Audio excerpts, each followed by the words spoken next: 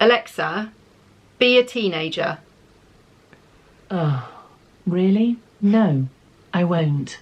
Oh, for goodness sake. Okay, I'm doing it. Okay? Oh. Hey, I'm Vicky and I'm going to be giving an honest review of the Amazon Echo Dot Kids speaker. As you can see here, we've got the panda version, also comes in a tiger version.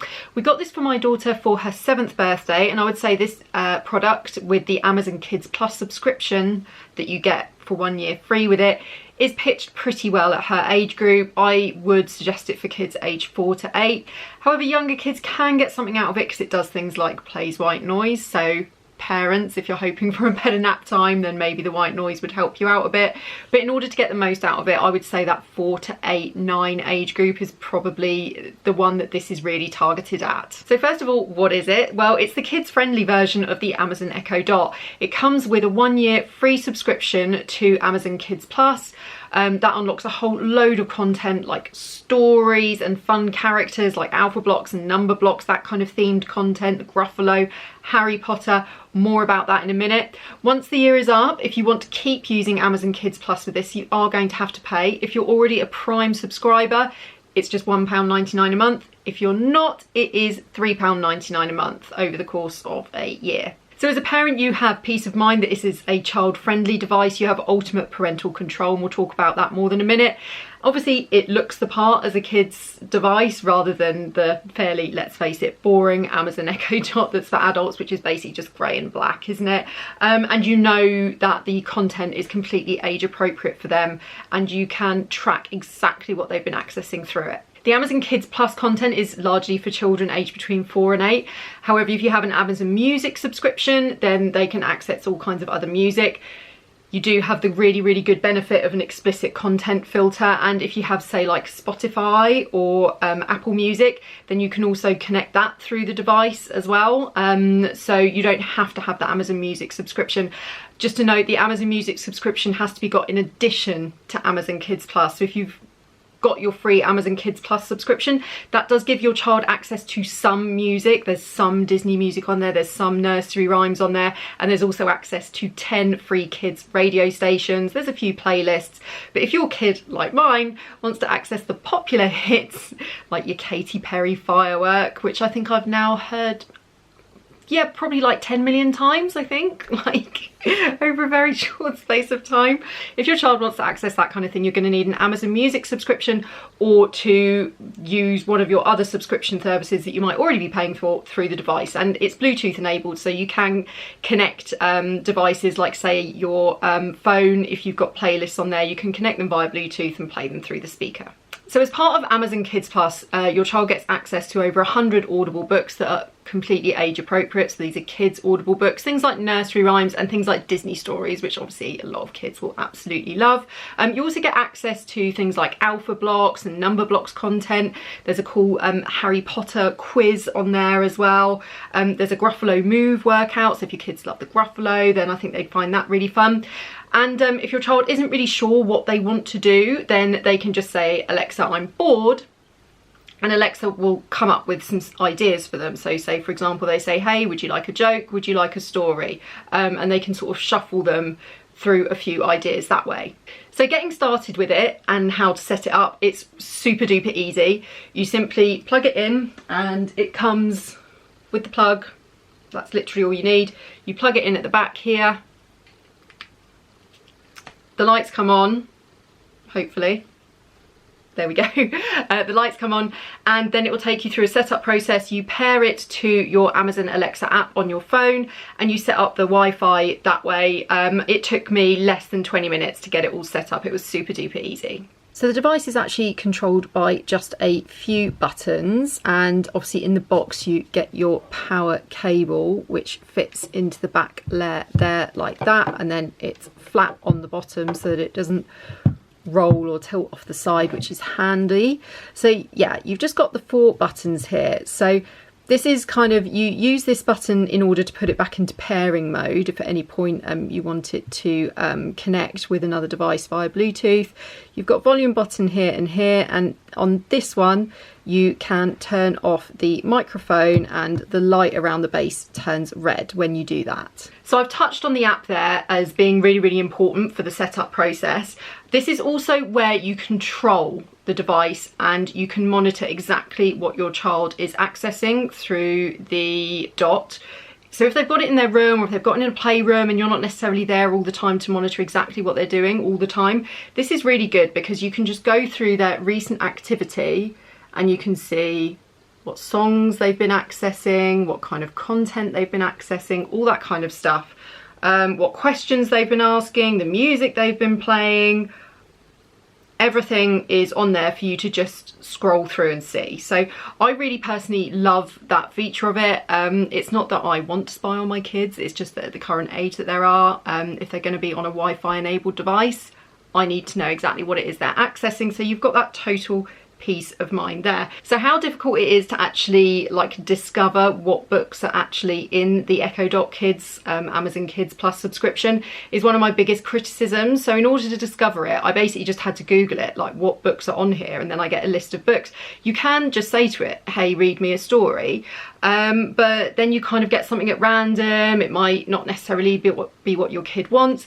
There are some really, really good books on here, and I feel like it is one flaw that it's quite hard to discover everything that's on there. You have to use a screen to do that. So when you tell it that you're bored, that's great. It does come up with story options, or it will tell you a joke, but you might be missing out on a whole load of content. And when you do actually look it up online, you're like, oh wow, it includes stuff like that. That's good. So I think that's one kind of like quite big problem with it. A big thing that I actually really, really love about the Amazon Echo Dot for Kids is that you can ask it facts. And my daughter has had so much fun asking it things like, what is the highest mountain? What is the biggest ocean? What is the biggest animal? And you can have a lot of fun with it. You can ask it silly things. Sometimes it will give you a silly answer. So I'll give you a few examples. Alexa, burp. I have been told that burping is rude, disgusting, and not in the slightest funny. So yeah, of course I can burp for you. Would you like to hear a stinky burp or a sick burp? Sick. That was a sick burp. You could ask for a polite burp next time. Shall we see what else is in the tank? No. Sure. Okay, bye. So as you can see, you can have a little bit of fun with it, but as I said earlier, there are some serious things to it, so it can help your kid with their homework. Alexa, what is the tallest mountain? There are actually a few mountains that could qualify as the tallest in the world, depending on how you measure them. At 8,848 meters above sea level, Mount Everest is the highest mountain in the world, but not the tallest. Alexa, stop. I think you get the picture, so I won't let it go into the full answer. So there's some serious things that your child can do with it, but there's also some quite fun things you can do with it as well. Alexa, I'm bored. Well, why don't I help you with some options to drive the boredom away? Let's see what you're in the mood for. Just answer yes or no. Do you fancy hearing a story? Yes. Great. Here's a story. Very woolly mammoth. I need a haircut, declared Alexa, Monty stop. the woolly... Okay, so I'm just going to run through the pros and cons as I see them with this device. So first of all, the pros, kid-friendly content, that's great. There's a nice selection of audible books on there. With Kids Plus, you do get some songs, but you don't get all of the popular songs, so you are going to need Amazon Music if your child wants more popular songs. If you do get Amazon Music, there is an automatic explicit content filter, so that you know that your child is not going to access inappropriate content, so I think that's really good peace of mind. There's cool content from popular characters like Harry Potter and number blocks. You can control everything from the parental dashboard on the app, and you can see what your child has accessed, monitor that. And it looks pretty cute as well. You know, it looks much more interesting from a child perspective than the normal adult Echo Dot. And also it comes with a 2-year worry-free guarantee. So if your child says, hey, it looks like a ball, and flings it across the room and breaks it, Amazon will replace it if it happens within the 2 years of the purchase. So I think that's good to know as well. So what are the cons? Well, you only get a 1 year free subscription to Amazon Kids Plus, and then after that it is going to cost you if you want to keep it going. It's very tricky to discover brand new content. I mean, you can ask the device to sort of randomly find you something, but you may not always hit the mark in terms of what your child is in the mood for. So you are going to need to have a little browse to see what is actually available on this. And it's the same with things like jokes as well. You can sort of go through with it a few sort of fun things like, can you burp, for example, but there are a lot of quite funny responses you can get from this. And what I'm going to do is link in the description below to an article that actually has a selection of ideas for what you can ask the device to get it to give a funny response. And then another con would be that this is basically a more expensive version of the Echo Dot. It looks kid friendly, which is great. It comes with the 1 year subscription, but your kids are going to grow out of the Kids Plus content around about probably age 8. So I think that's something to consider as well. Obviously, if they have grown out of it, then you can just use it for Amazon Music, so they can continue to use it thereafter. But you know, how long are they going to like the panda tiger design? You know, there's probably going to come a point when they're a teenager when they're not really going to want that. And also the other Echo Dots, there's a version that comes with a clock, so you know, you may want to upgrade it to that at some point. So it's worth considering whether you would actually want to go straight to the Echo Dot. What do I think of the Amazon Echo Dot Kids overall? I think it's really cool. My daughters, both of them, have definitely had a lot of fun out of it. I think it's quite difficult to find some of the content, but if your child has lots of questions about facts and things like that, it can be a really good time. And there are a good selection of Audible books on there. I love the fact that she can access Amazon Music, but it's got an explicit content filter on there, so I know she's not going to be accessing any inappropriate songs.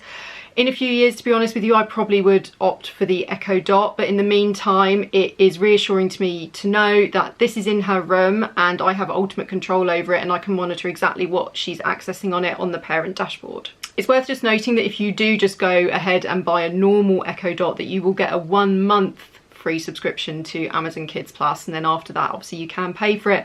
So it kind of comes down to a matter of cost. Like, do you want to buy this version and get the 1 year free Amazon Kids Plus subscription, or do you want to just go for the normal Echo Dot and then thereafter, you know, try out Kids Plus for a month, and if you don't really like it, then you can just use it to play things like Amazon Music or radio stations, in which case you can still put an explicit language filter on the device via your Alexa app, so that's worth bearing in mind.